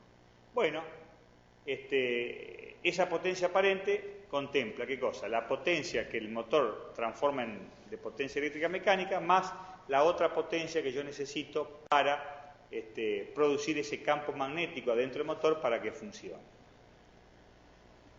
¿A qué le voy a llamar potencia activa? Justamente a la que se transforma en el motor. Nuestro motor, como decía recién, va a transformar potencia o energía de eléctrica a mecánica, la mayor parte. Y la otra parte van a ser pérdidas porque toco el motor y se está calentando. Bueno, toda la potencia o toda la energía que se transforma de eléctrica a cualquier otra forma de potencia o de energía se llama potencia activa. En el caso de un calefactor, como ponemos ahí abajo, la transformación de potencia eléctrica es totalmente a potencia o energía calórica, porque justamente la función de ese dispositivo es generar calor. Y finalmente tenemos la potencia reactiva, a título informativo, que es la que, como yo les decía hoy, no se consume en el motor, simplemente se utiliza para generar el campo magnético, no se transforma en potencia útil, pero sí el motor la necesita para su funcionamiento. Bien, a título informativo también, indicamos ahí que la potencia activa se mide en watt o en kilowatt, que son el submúltiplo, recuerden el metro y el kilómetro. La potencia reactiva la vamos a medir en volt-ampere reactivos, o kilovolt-ampere reactivos, como submúltiplo. Y la potencia aparente, perdón, ahí ahora que veo dice potencia activa, abajo tiene que decir potencia aparente, se mide en volt-ampere o kilovolt-ampere. Normalmente los grupos electrógenos vienen expresados su potencia en volt-ampere o en kilovolt-ampere. Esto a título informativo. Si tengan presente, para ahora lo vamos a ver para hacer algunas cuentitas simples, los múltiplos de los submúltiplos. Recuerden ustedes que, por ejemplo, un kilowatt equivale a 1000 watts, o lo que es lo mismo decir, un watt equivale a 0,001 kilowatt. Y bien, hay una pequeña diferencia acá en corriente alterna cuando yo quiero determinar cuál es la potencia, o mejor dicho, cuál es la corriente que va a tomar una carga. Hoy decíamos, para sacar la corriente divido potencia, divido voltaje, listo. Acá es lo mismo, pero le agrego un coeficiente que se llama factor de potencia, ¿sí? que lo estamos definiendo ahí. Factor de potencia es la potencia activa dividido la potencia aparente, que es un dato que dice, bueno, está bien, está todo barro, pero ¿a quién le pregunto cuál es el factor de potencia? Si yo agarro el horno microondas que tengo en mi casa, o mejor dicho, el lavarropa o la bomba de agua que tengo en el tanque cisterna, lo doy vuelta, miro la placa de características y me dice el voltaje, la corriente, 50 Hz, la potencia, me dice todo, menos el factor de potencia. Y digo, ¿y de dónde saco ese dato? Bueno, efectivamente es verdad, no siempre tengo ese dato, pero lo puedo estimar. Por eso le pongo yo ahí, en términos generales, una tablita donde dice, por ejemplo, la lámpara incandescente, el factor de potencia es 1, un tubo fluorescente 0,55, un motor aproximadamente 0,8, y los equipos electrónicos, si no tengo otro dato, puedo considerarlo como 0,95. Y fíjense entonces que si yo tengo una instalación monofásica, o sea, el tomita común que tengo en casa, para sacar la corriente, miro la potencia activa, es decir, los watts o kilowatts que me indica el motor. Por ejemplo, me dice 3 kilowatts, y lo divido 220 volts, previamente lo multiplico por el factor de potencia. No tengo el dato de factor de potencia, como dije que era un motor, lo colocamos en 0,8. Lo mismo utilizamos, ahora vamos a ver un ejemplo, le tiro todas las fórmulas así, ahora vamos a ver un ejemplo, van a ver que es simple de utilizar. Y si quiero calcular la corriente en un sistema trifásico, ahora también vamos a ver la diferencia entre potencia en circuitos monofásicos y trifásicos, voy a dividir lo que me figura en la placa del motor, los kilowatts que me figuran, o los watts que me figuren en la placa del motor, dividido el factor de potencia, los 380 volts de la instalación trifásica, y lo multiplico por otro numerito que es 1,73. Esa es la fórmula acá, no importa entender de dónde aparecen las fórmulas, sino simplemente poderlas aplicar. Veamos un caso de ejemplo, después vamos a ver otros casos. Vamos a suponer un conjunto de 20 tubos fluorescentes de 36 watts, los comunes, no LED, recuerdo, estamos hablando de los viejos tubos fluorescentes, que están encendidos durante 8 horas diarias, 22 días por mes. 22 días por mes más o menos que se toma la cantidad de días hábiles por mes. Previamente les indiqué arriba cómo se puede calcular la energía consumida, igual que en el caso de hoy, potencia en kilowatt por tiempo en horas. Bueno, la pregunta es, ¿cuál es el consumo de energía? La otra es, si el costo de energía es de 36 pesos por kilowatt hora, me quedé, obviamente estamos hablando de 2014, ahora estamos hablando de 2 pesos con 43, más o menos, 2 pesos con 40, depende de la tarifa, eso es lo que aumentó. Acá en Santa Fe, sí, para un consumo de mayor de 240 kWh está en 2 pesos con 42 el costo de energía. Bueno, en ese momento estaba 36 centavos. Pero bueno, suponiendo que el costo de energía sea de 36 pesos por kWh, pregunta cuál será el costo mensual, o sea, suponiendo que está prendida las 8 horas diarias, y preguntamos también cuál será la corriente que toman esos 20 tubos fluorescentes. Bueno, vamos a hacer las cuentitas, a ver más o menos de cuánto estamos hablando. Y acá también vamos a ver lo importante que es al respecto de hacer eficiencia energética o racionalización de energía, de apagar las luces cuando no las necesito. ¿Cuántas veces caminamos por los edificios públicos, por nuestra facultad? Vemos pleno día conectados todos los tubos fluorescentes y por ahí alguno dice, pero no consumen mucho. Bueno, vamos a ver que realmente sí consumen si uno lo tiene prendido inútilmente. Hagamos las cuentitas. Preguntamos primero, ¿cuál es el consumo de energía? Bueno, fíjense donde dice potencia total, tengo 20 tubos fluorescentes de 36 watts. Al multiplicarlo me da 720 watts. Esa es la potencia de mi instalación de tubo fluorescente. Claro, como yo tengo que expresarlo en kilowatts, porque si retrocedo un poquito, fíjense que yo le expresé en el punto 2 el costo de la energía en pesos por kilowatt hora, tengo que expresar esos 720 watts en kilowatt. Fíjense abajo, donde dice recordar que un kilowatt es 1000 watts y un watt es 0,001 kilowatt. Entonces, ¿qué hago? Multiplico los 720 por los 0,001 y me da 0,72 kilowatts. Esto también, yo siempre hago la misma regla mnemotécnica. Esto como decir kilo y gramo, ¿sí? ¿Cuántos gramos tiene un kilo? Tiene 1000 gramos, ¿no? Muy bien, mi instalación ahora expresada en kilowatt tiene 0,72 kilowatts. Cualquiera puede pensar que dice, bueno, pero no consume nada. No, es verdad, los 0,72 kilowatts es una potencia muy pequeñita, realmente podría yo despreocuparme, pero ahora la pregunta está, ¿qué energía está consumiendo? Bueno, aplico de vuelta la formulita, la energía en kilowatt hora va a ser igual a ¿quién? A la potencia en kilowatt por el tiempo, en horas. Como decíamos que el tiempo era 8 horas por día y estaban prendidas 22 días al mes, o sea, la cantidad de días hábiles que tengo encendida estos tubos fluorescentes, me da 176 horas por mes. Muy bien, ahora calculo la energía en kilowatt hora.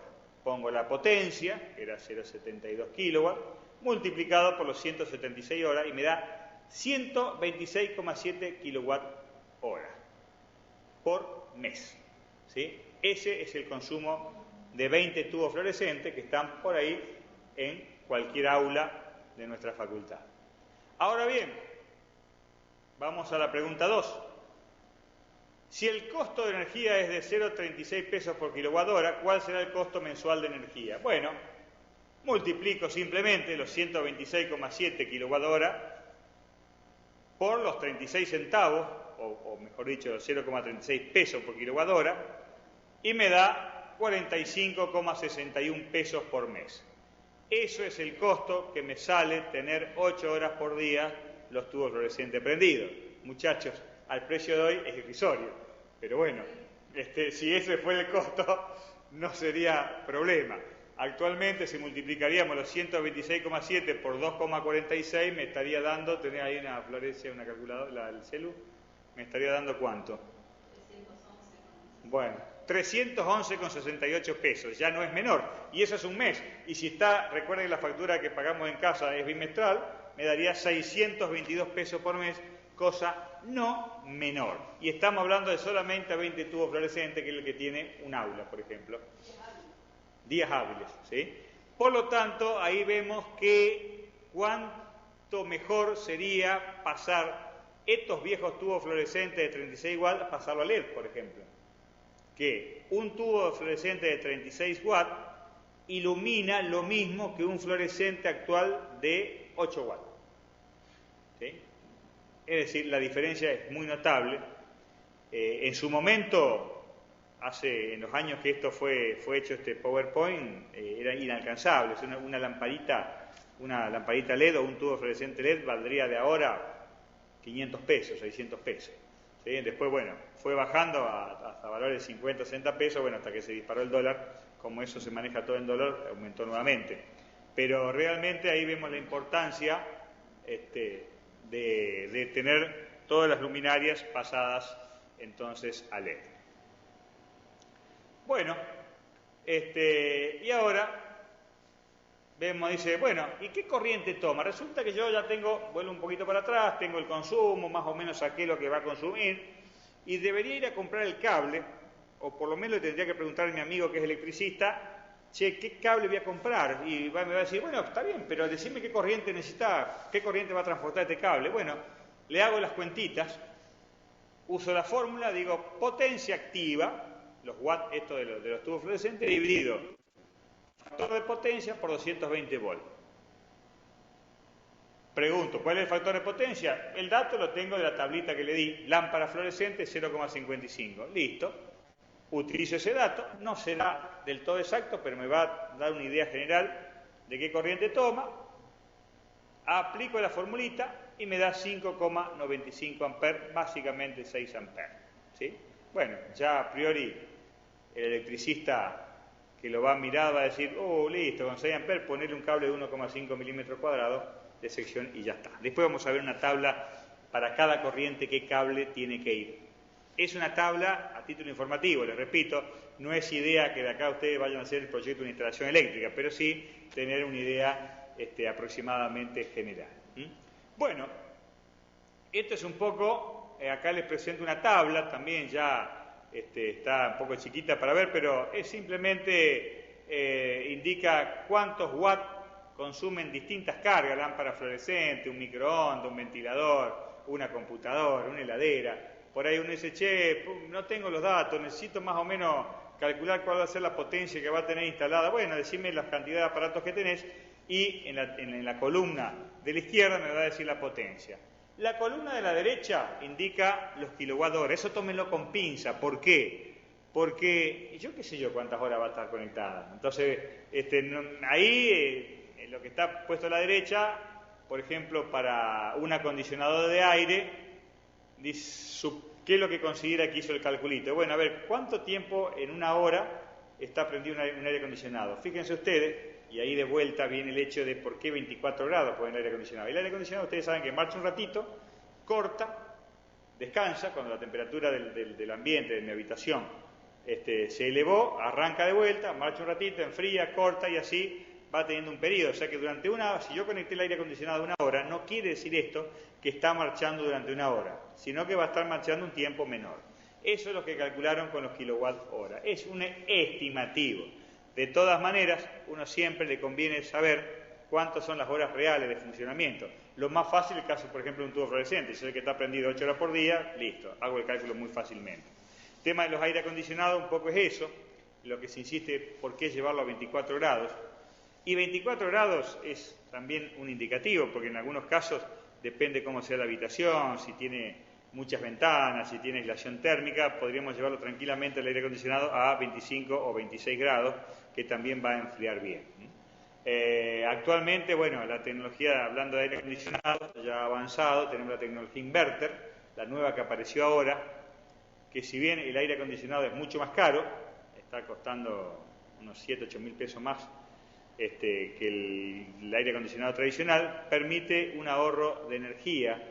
¿En qué sentido? En que el aire acondicionado, en el momento que arranca el motor, el compresor del aire acondicionado, genera un consumo de energía importante. En los aire acondicionados con tecnología inverter, el aire acondicionado nunca se detiene. Lo que hace, cuando la temperatura de la habitación llegó a su nivel adecuado, al que yo seteé, por ejemplo a 24 grados, lo que hace el motor del compresor del aire acondicionado es disminuir su velocidad, ¿sí?, y enfriar menos, pero el motor nunca se detiene.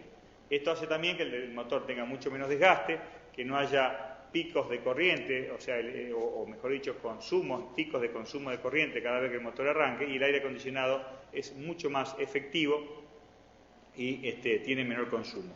Lo mismo que ahora, fíjense ustedes, cuando vamos a comprar algún aparato, una heladera, algo, vieron que tiene una certificación energética, tiene un montón de barritas de colores, ¿sí?, donde la que tiende más al rojo es un aparato menos eficiente y la que tiende más al verde es más eficiente. Tenemos que buscar siempre aparatos que tengan alta eficiencia energética para bajar el consumo.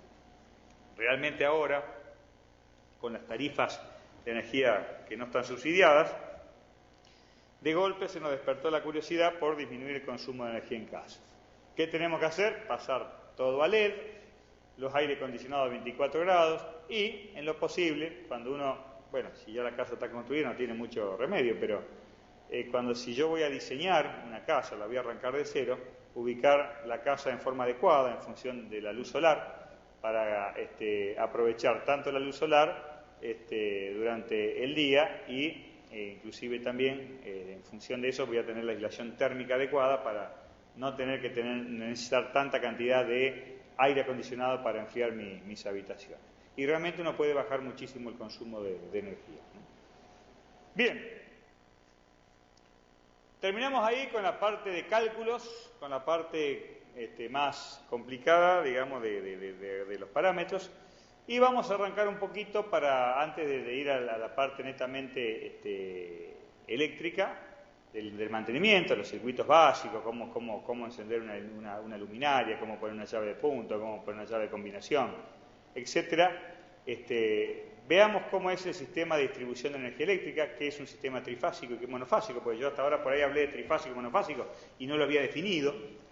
Pero bueno, ustedes saben que en las instalaciones eléctricas tenemos trifásicas y monofásicas. La que yo tengo en casa normalmente es monofásica, tiene 2 conductores, pero la que tenemos nosotros en un edificio público, en una facultad o en la industria, es trifásica a 4 conductores, es decir, tiene 3 conductores de fase y un conductor que se llama neutro. Vemos ahí en el dibujito, lo que quisimos significar es un dibujo clásico donde tenemos 4 conductores. Así es el sistema de distribución de energía que tengo en la calle, el que pasa por casa. En algunas instalaciones más viejas se ven los 4 conductores, en muchas actuales ya se utiliza el conductor preensamblado, que es como un cable trenzado, y no llego a identificar los 4 cables, pero están presentes los 4 cables. Y en muchos casos, en las instalaciones de la calle, se le agrega un cable más, que es el cable de alumbrado público. En el transformador de distribución, lo dejamos ahí un cuadradito, vemos los 3 cables de arriba que dice RST, eso es la designación que normalmente usan los electricistas para los cables de fase, y con la letra N el cable de neutro. Es decir, podemos en términos generales decir que la corriente va por cualquiera de los cables de fase RST y vuelve por el conductor de neutro. Y el neutro, ese cable neutro, está puesto a tierra en el transformador de distribución que yo tengo en la calle. ¿Qué quiere decir puesto a tierra? Efectivamente lo que se hace es conectar, ya vamos a ver después las instalaciones de puesta a tierra cómo son.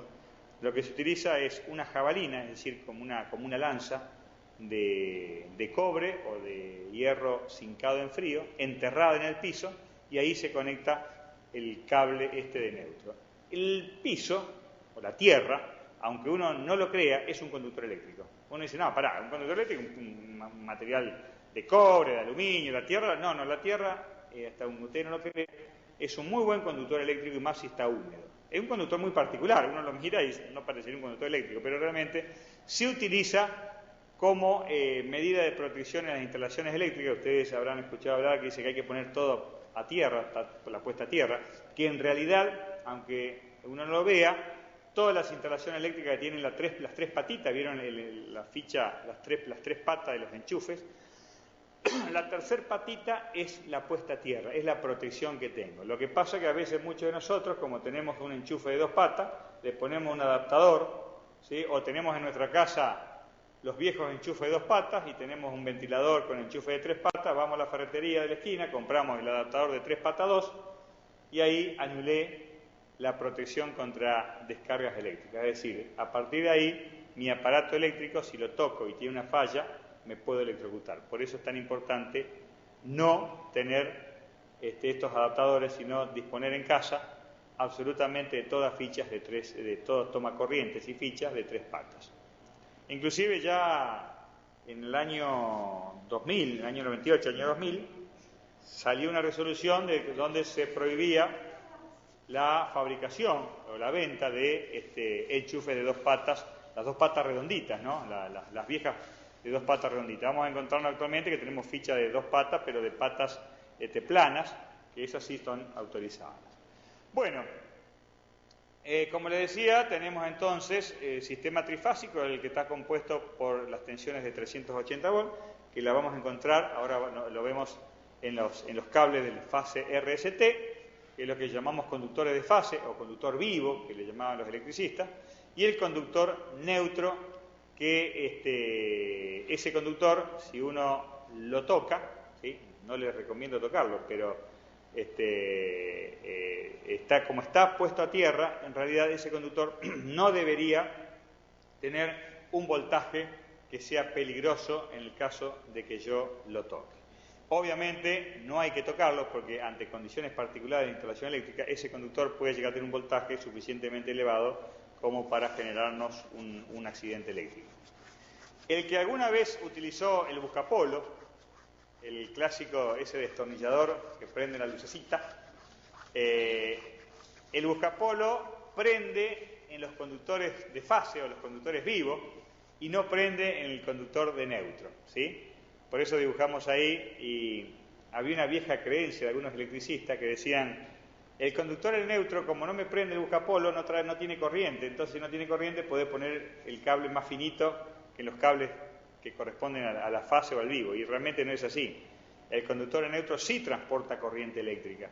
Lo que pasa que como está conectado a tierra en la estación transformadora o en el transformador de distribución que yo tengo afuera de mi casa, en la instalación de la calle, es por ese motivo que el buscapolo no prende, pero eso no quiere decir que no transporte corriente. Y de hecho, bajo ningún concepto, se debe cortar el conductor de neutro. Bien, un detalle que les coloqué ahí abajo. Cuando dice uno un voltaje de 380 volts o habla de un voltaje de 220 volts, si uno lo mide a ese voltaje en el toma corriente de mi casa, vamos a ver que no tengo 380 volts justo, puedo tener 385, 372. En realidad, los voltajes se consideran normales cuando son por arriba o por debajo en un 5%. ¿Qué quiere decir esto? Que yo puedo considerar como, entre comillas, normal un voltaje entre 361 volts y 400 volts. Por otra parte, en el caso de 220 volts del enchufe de casa, puedo considerar que el voltaje normal entre 209 y 231 volts. Más voltaje, puedo considerar que hay un exceso de voltaje, y menos de 209 volts puedo considerar que tengo bajo voltaje. Vale decir que los aparatos eléctricos deberían funcionar sin problema entre esos rangos de voltaje. Bien, acá vemos dibujado en nuestros cables, ahí dibujamos el transformador de distribución, una partecita del transformador de distribución, el conductor de neutro abajo conectado a esta puesta a tierra de la estación transformadora, y el voltímetro, el tester, el clásico tester, aparatito que yo utilizo para verificar si hay voltajes. Y si lo conecto entre dos cables, entre R y S, voy a leer 380 volts. Si lo conecto entre R y T, voy a leer también 380 volts. Y si lo conecto entre S y T, voy a medir también 380 volts. Vale decir que entre cualquiera de los cables R, S y T voy a tener 380 volts. Y si yo mido entre el cable T o la fase T y el neutro, ahí voy a medir 220 volts. Y si mido entre el cable S y el cable de neutro, también voy a tener 220 volts. Y si mido entre el cable R y el cable neutro, también voy a tener 220 volts. Esto me lleva entonces a tener 380 volts entre los cables de fase RST o 220 volts entre los cables que hay, o mejor dicho, 220 volts entre cualquiera de los cables de fase y el neutro. La empresa distribuidora de energía, ¿cómo conecta a las cargas? Supongamos que vemos ahí como si fuesen los cables, dibujamos los cables de la calle, y primero tengo una carga industrial. Una carga industrial, vemos que entran a la fábrica, o pongo carga industrial, pero lo que quiero significar acá, que es cualquier consumo importante, la facultad, un edificio público, ¿sí? Un hospital, un sanatorio. Y fíjense que bajo con los 4 cables. ¿Por qué? Porque los motores eléctricos de potencia media para arriba son trifásicos y funcionan con 380 volts. Pero resulta que mi carga industrial, o mi hospital, o mi sanatorio, mi facultad, tengo las bombas de la cisterna que son de 380 volts, pero tengo después los ventiladores de techo, la iluminación, las computadoras, la sala de video funciona con 220 volts. Entonces también tengo que entrar con el conductor neutro. ¿Para qué? Para que todas las instalaciones monofásicas la puedo alimentar entre cualquiera de los cables RST y el conductor neutro. Ahora bien, doña Rosa, don Pepe y don Carlos, las tres domicilios, las cargas domiciliarias que vemos ahí, como funcionan con 220 volt, ¿sí?, la voy a colgar o la voy a conectar entre el neutro y algunos de los cables de fase, o sea, entre el neutro y la fase T, entre el neutro y la fase S o entre el neutro y la fase R. Normalmente las empresas distribuidoras de energía eléctrica lo que hacen es equilibrar las cargas, o sea, conectan la misma cantidad de clientes o de usuarios a una fase, a la fase ET, a la fase S y a la fase R. Y mi casa tiene que tener la puesta a tierra, o mejor dicho, ¿vieron el enchufe de la tercera patita? Bueno, todos los tomas corrientes y todas las partes metálicas de mi instalación eléctrica de mi casa están recorridas por un cable que se terminan conectando a una jabalina que les mencionaba hoy de puesta a tierra. Es ese simbolito que estamos viendo ahí abajo en cada figura. Esa jabalina de puesta a tierra es fundamental tenerla. No todo el mundo respeta esa conexión a tierra. Eso, más el disyuntor diferencial, es lo que me salva la vida. A veces tenemos el disyuntor diferencial solo, que no es suficiente. A veces tenemos la puesta a tierra sola, que tampoco es suficiente. Ceci. Sí. La inspección.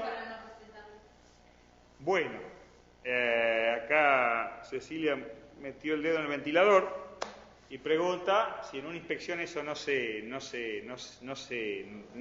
observa. Sí, a ver, el asunto es así. Depende de qué localidad.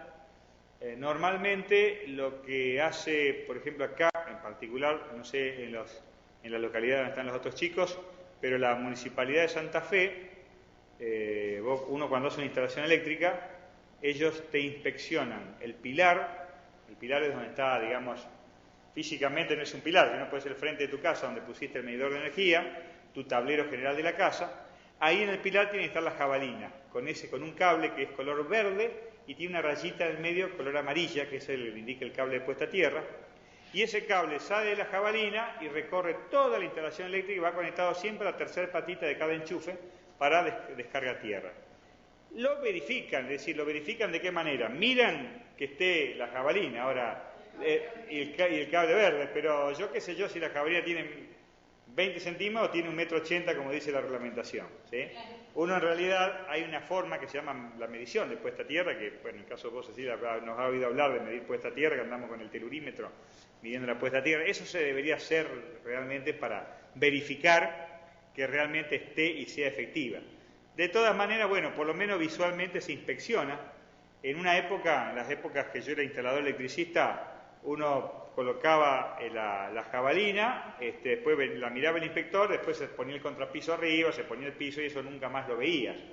Actualmente vienen lo que se llama bocas de inspección, que es una tapita plástica que se coloca sobre la jabalina que te permite levantarla como si fuese, ¿viste?, una rejillita de desagüe, algo parecido, que vos te permite levantarla y inspeccionarla, a ver si el cable está bien, porque el hecho está que cuando pasan los años, de acá a 10 años, lo más probable es que vos midas y la jabalina se la comió la salinidad del terreno, desapareció, se oxidó y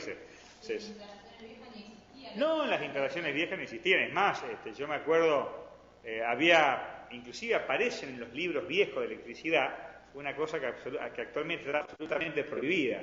Por ejemplo, antes el disyuntor diferencial no existía. El disyuntor diferencial tiene una antigüedad de 30 años, 35 años.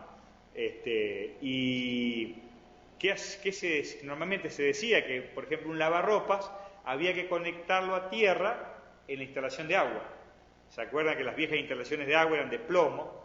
¿Sí? Entonces, ahora, eso es aberrante porque si el lavarropa toma contacto, se electrifica por una falla de desvibración, quien va a tocar una canilla queda electrocutado. ¿Sí? O sea, eso dice. Pero bueno, actualmente eso está absolutamente prohibido de todo punto de vista, ¿no? Entonces, y más ahora que bueno, las instalaciones de agua son todas plásticas. Entonces lo que se hace como elemento de seguridad es poner a tierra todas las masas, es decir, las masas, hablamos de todas las partes metálicas del lavarropa, la heladera, a través de esa tercer patita del tomacorriente. Y si ustedes se fijan en el tomacorriente de casa, que tenga en el enchufe, la ficha que tenemos de los ventiladores, heladera, van a ver que la tercer patita es más larga que las otras dos. Y no es en vano eso. ¿Por qué? Porque cuando yo voy enchufando la ficha en el tomacorriente, la primera espiga que se introduce la puesta a tierra por seguridad. Luego entran las otras dos, que si en ese momento hay una falla de una legislación en mi heladera, en mi lavarropa, automáticamente salta el disyuntor, ¿sí? Hay, digamos, una vez que saltó el disyuntor, obviamente tengo que inmediatamente cortar la electricidad y buscar dónde está la falla.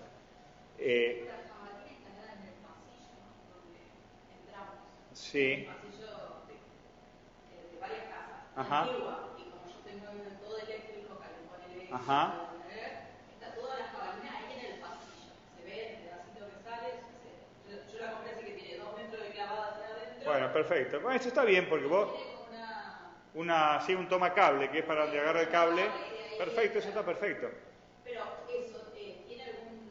O sea, más que alguna descarga, tenés que estar ahí en el momento tocando a... No, si tocas la jabalina, ¿qué profundidad vos sabés? ¿Vos la compraste vos esa jabalina?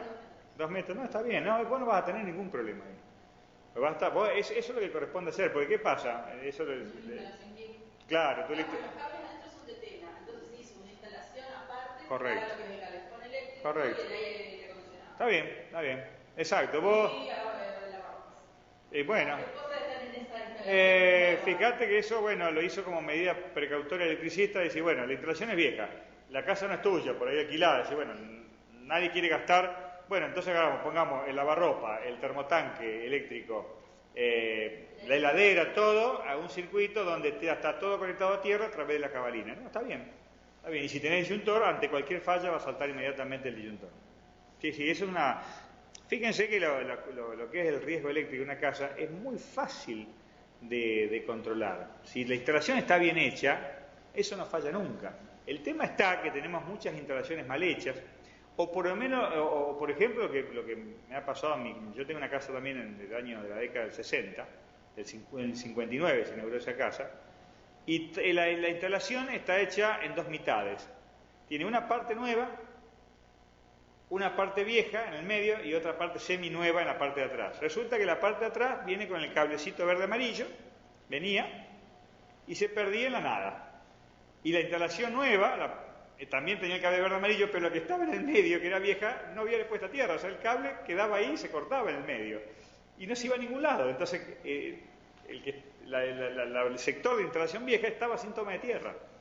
Entonces esas cuestiones, las instalaciones viejas son por ahí un poco complicadas. Justamente ahora, acá por ejemplo en la Municipalidad de Santa Fe, y también por las cuestiones de higiene y seguridad, que seguramente se lo ha comentado Luciano, o si no se lo comentó todavía, se los comento yo, cuando hay un reglamento, que es el SRT 900, que indica cómo medir la puesta a tierra en los establecimientos industriales, que también puede ser aplicable a cualquier establecimiento, le indica no solo medir la jabalina de puesta a tierra, sino medir la continuidad, o sea, la existencia real de ese conductor verde-amarillo. Uno tiene que verificar que toda la instalación tenga el conductor y además que efectivamente esté conectado a los distintos tomacorrientes y también puesto a tierra. Obviamente, cuando aparece esa resolución, todo el mundo maldice las resoluciones, que esto me cuesta plata, me cuesta medirlo, pero ¿saben lo que pasa? Cuando ocurre un accidente van todos para tribunales. Y ahí uno se da cuenta que con poca plata las cosas hubiesen podido haberse solucionado. ¿Y saben qué? Las instalaciones eléctricas tienen una ventaja y un grave problema. 2 instalaciones eléctricas, una bien hecha y bien mantenida y una mal hecha y mal mantenida, al principio las dos andan bien igual. La mal hecha sale 2 pesos y la bien hecha sale mucho más cara. Pero ¿saben qué? Cuando hay una falla, la instalación, hay un cortocircuito, por ejemplo, una instalación bien hecha, levanta una llave térmica y la instalación vuelve al servicio. La mal hecha, o maté a alguien o se me prendió fuego, ¿sí? Y termino gastando más. Y para que ustedes tengan idea, una instalación hecha, muy bien hecha, sin escatimar costo, no pasa del 6% del monto total de una obra. Entonces realmente no tiene sentido andar escatimando gastos a la hora de tener un buen disyuntor, una buena llave termomagnética, unos buenos conductores eléctricos. Bueno, chicos, acá una forma para ir terminando, para que uno tenga una idea, cómo conectar distintas cargas en una instalación eléctrica. Hasta ahora lo vemos así, después vamos a ver el tablero, cómo tiene que ser la llave termomagnética, cómo tienen que hacer mantenimiento, pero supongamos que tengo el tablero general ahí marcado, es el tablero que me entra a mi facultad, a mi edificio público, y acá conecté 3 cargas, un motor trifásico, fíjense que conecto los 3 cables del motor a la fase RST, conecté un motor monofásico, un motor chiquitito, monofásico, ahí utilicé solamente 2 cables, y también conecté una lamparita, que como funciona a 220 volts, es también monofásica, lo conecté entre la fase S, el cable S, y el conductor de neutro. Una forma como para tener una idea de cómo conectar 3 cargas de distinto tipo, o sea, monofásicas y trifásicas, a una instalación eléctrica. Bueno, ya la próxima clase vamos a entrar a ver un poco los esquemas eléctricos muy básicos, pero de cómo conectar un tomacorriente. Y uno por ahí dice, bueno, sí, yo ya conecté tomacorriente en mi casa. Entonces la primera pregunta que yo le hago, ¿y dónde pusiste el neutro y dónde pusiste la fase? No, es lo mismo. Y después yo le voy a demostrar que invertir la conexión me puede traer aparejado un accidente mortal. Porque no en vano, cada uno de los elementos de un tomacorriente y de un enchufe o de una ficha tiene su neutro y su fase. Y el portalámpara también. Por eso vemos la ficha esa de 2 patas, que no es, uno dice, pero esa ficha es la misma que yo tenía en el ventilador viejo de casa. No. La que vos tenías en el ventilador viejo de casa son una ficha de 2 patas redonda. Estas son chanfleadas para que vos no puedas invertirlo, ¿sí? Y fíjense, ahí vemos la ficha de 3 patas, la que es justamente la espiga de tierra es la más larga, la que primero se introduce en el tomacorriente.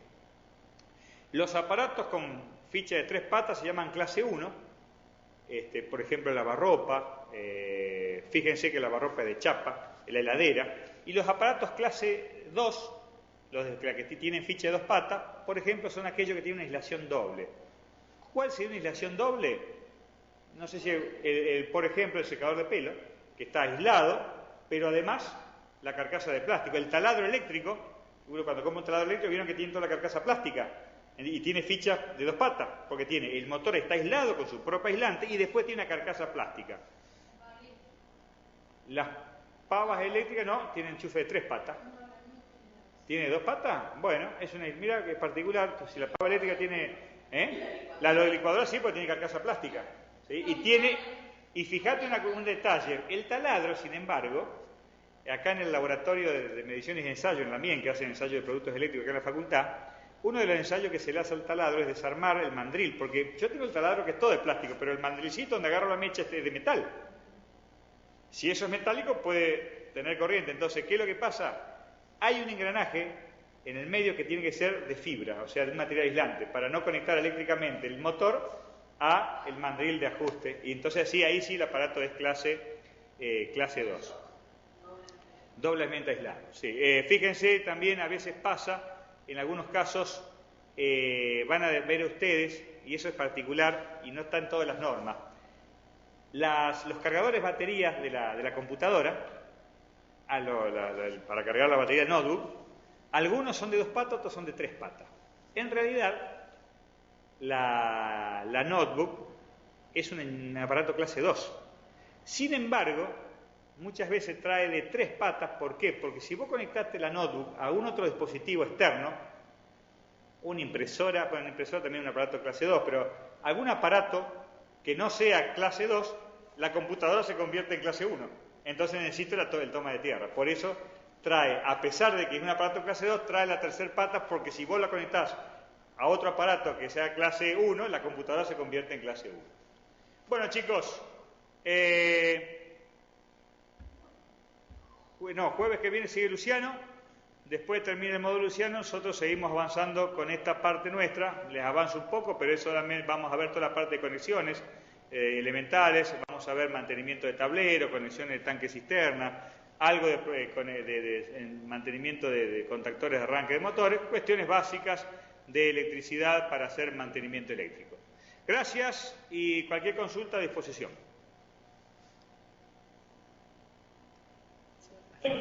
Buenas tardes, profesor. ¿Asistencia toman acá por campus o...?